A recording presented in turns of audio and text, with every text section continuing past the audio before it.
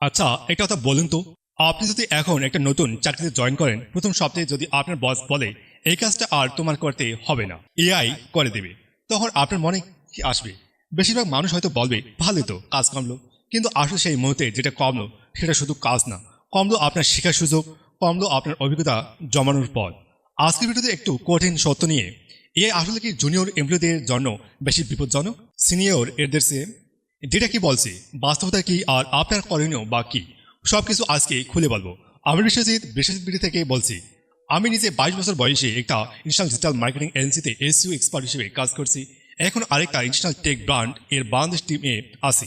মানে আমি নিজে একজন জুনিয়র এমপ্লয়ি এবং এর পুরো ব্যাপারটা আমি ভেতর থেকে দেখেছি। তাই আজকে যা বলবো সেটা কোনো থিওরি না, এটা আমার নিজের দেখা, পড়া এবং অনুভব করার বাস্তবতা।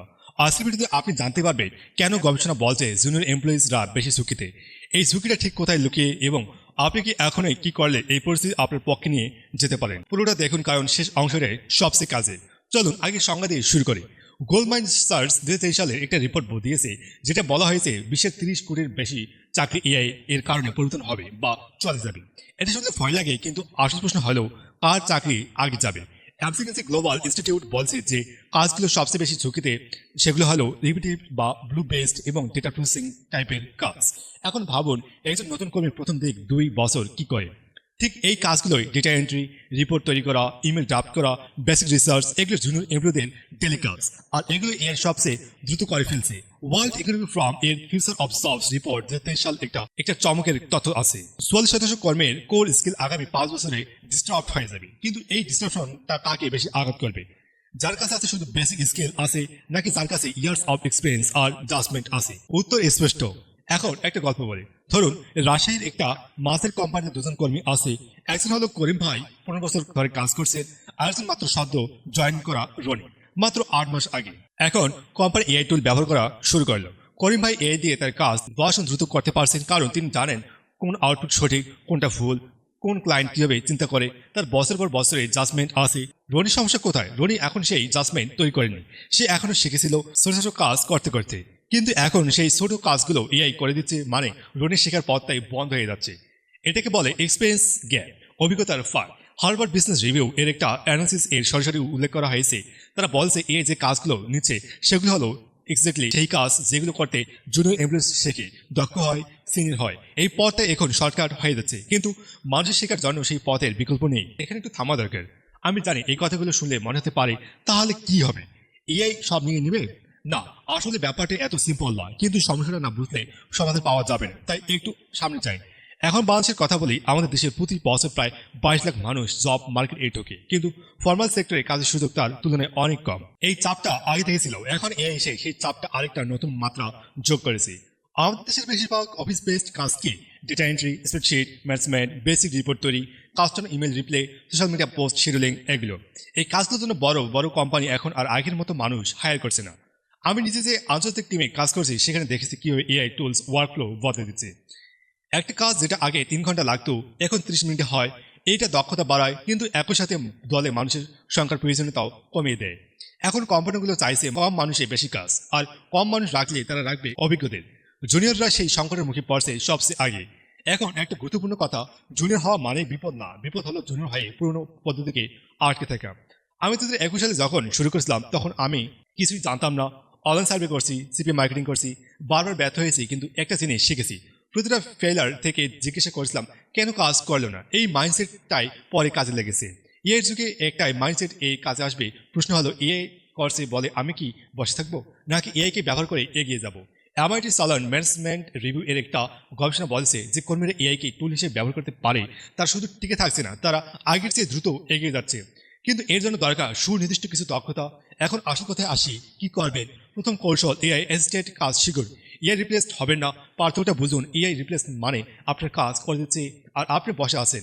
এআই অ্যাসিস্ট্যান্ট মানে আপনি এআই দিয়ে কাজ করাচ্ছেন, নিজে আউটপুট এর মান বিচার করছেন, ক্লায়েন্ট বুঝতেছেন, সিদ্ধান্ত নিচ্ছেন। ধরুন আপনার কাছে একটা মার্কেট রিপোর্ট তৈরি করা, আগে যেটা 2 ঘন্টা লাগতো এখন এআই দিয়ে 30 মিনিটে করুন। বাকি 1.5 ঘন্টায় সেই রিপোর্ট এর উপর ডিপার অ্যানালিসিস করুন, বসকে সাজেস্ট করুন কোথায় ইমপ্রুভমেন্ট হতে পারে।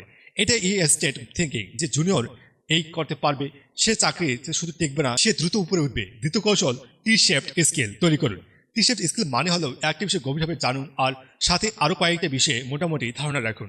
উদাহরণ দেই, আমি এসইতে গভীরে গেছি, এটা আমার মূল দক্ষতা, কিন্তু সাথে community management, content strategy, AI tools ব্যবহার, এগুলো তো কাজ করছি। এই কম্বিনেশনটাই আমাকে ডিফারেন্ট করে। শুধু ডাটা এন্ট্রি জানলে এ আপনাকে রিপ্লেস করবে, কিন্তু ডাটা এন্ট্রি জানেন, সেই সাথে ডেটা থেকে ইনসাইট বের করতে পারেন, সাথে ক্লায়েন্ট কমিউনিকেশন ভালো, তাহলে আপনি যে ভ্যালু দিচ্ছেন সেটা এআই কি একা দিতে পারবে না। তৃতীয় কৌশল, এআই টুলের সাথে পরিচয় এখনই করুন। অনেকে ভাবেন এআই টুল মানে জটিল কিছু, না, একদমই না। চ্যাটজিপিটি, ক্লাউড, জেমিনি এগুলো ব্যবহার করা শিখুন। আপনার ডেলি কাজে ইন্টিগ্রেট করুন। যে ইন্টারনেট কস্ট এবং এর অ্যাক্সেস সমস্যা আছে সেটা আমি জানি, কিন্তু চ্যাটজিপিটি এর ফ্রি ভার্সন দিয়েই শুরু করুন। মোবাইলেও চলে। প্রতিদিন অফিসের একটা ছোট কাজে এআই ব্যবহার করুন, দেখুন কীভাবে কাজ করে, নোট করুন। ধীরে ধীরে আপনি সেই কর্মীতে পরিণত হবেন যে এআই বোঝে এবং এই মানুষের চাহিদা এখন বাড়ছে, কমছে না। তবে একটা জিনিস পরিষ্কার করি, এআই শিখলে রাতারাতি সব বদলে যাবে না। আমি নিজে 23 সালে ওয়ার্ল্ড উইনারশিপের নামে একটা প্রজেক্ট করেছিলাম। মনে হয়েছিল আইডিয়াটা দারুণ, কিন্তু মানুষ কি চায় সেটা বুঝিনি, ব্যর্থ হয়েছি। সেই ব্যর্থতা থেকে শিখেছি শুধু টুল জানলে হয় না, বুঝতে হবে মানুষের কি সমস্যার সমাধান চাইছে। এআইও তাই, শুধু এআই ব্যবহার করলেই হবে না, বুঝতে হবে কোথায় এর কাজে লাগবে, কোথায় মানুষের জাজমেন্ট দরকার। আমরা বাংলাদেশে প্রায়ও বলি হাতিয়ার ভালো হলেই দ্রুত জেতা যায় না, দ্রুত করার মাথা লাগে। এআই হলো সেই হাতিয়ার, মাথাটা আপনার। তাহলে সিনিয়রদের কম ঝুঁকি কেন? কারণ তারা এমন কিছু জানে যা এআই এর কাছে নেই। সেটা হলো কনটেক্সট, পরিস্থিতি বোঝার ক্ষমতা। একটা ক্লায়েন্ট রাগান্বিত কেন, একটা প্রজেক্ট কেন আটকে আছে, একটা টিম কিভাবে কাজ করে, এগুলো বছর পর বছরে কাজ করার বোঝা যায়। এ শিখতে পারে না কিন্তু, এবং সেটা খুব গুরুত্বপূর্ণ। জুনিয়ররাও এই কনটেক্সট দ্রুত তৈরি করতে পারে যদি সে এআই ব্যবহার করে বেশি কাজ এক্সপোজ হয়। আগের যে শিখতে 5 বছর লাগতো এআই সহায়তা, সেটা হয়তো 3 বছর হবে। এটাই সুযোগ। তাহলে সংক্ষেপে বলি, হ্যাঁ, যেটা বলছে জুনিয়র এমপ্লয়িজরা এই মুহূর্তে বেশি ঝুঁকিতে, কারণ এআই এখন ঠিক সেই কাজগুলো করছে যেগুলো করতে পারে জুনিয়ররা শিখে। কিন্তু এই ঝুঁকিতে মানে শেষ না, মানে হলো পুরনো পথ চলে বিপদ আছে। নতুন পথ হলো 3টা কাজ। 1, এআই কে টুল হিসেবে ব্যবহার করতে শিখুন, কাজ ছেড়ে দেবেন না। 2, একটা বিষয়ে গভীর হন, সাথে আরো কিছুতে জ্ঞান রাখুন। 3, প্রতিদিন একটু করে এআই ইন্টিগ্রেট করুন নিজের কাছে। এটা কঠিন না, শুধু শুরু করতে হবে। আমি নিজে 2021 সালে কিছু জানতাম না, শুধু শিখতে চেয়েছিলাম। আজকে এখানে আসি, আপনিও পারবেন। এই ভিডিওটা যদি আপনার কাজে লাগে বা আপনার কোনো বন্ধু বা কলিগ আছে যিনি জব নিয়ে চিন্তিত, তাকে এই ভিডিওটা শেয়ার করুন, একটা লাইক দিন, এতে চ্যানেলটা আরো বেশি মানুষের কাছে পৌঁছায়। আর কমেন্টে জানান আপনার অফিসে কি এআই এর ব্যবহার শুরু হয়েছে, আপনি কি অনুভব করছেন। আমি সব কমেন্ট পড়ি এবং রিপ্লাই দেওয়ার চেষ্টা করি। বিশ্বজিৎ ভিডিওতে সাবস্ক্রাইব করুন যদি এই ধরনের প্র্যাকটিক্যাল অনেস্ট কন্টেন্ট চান।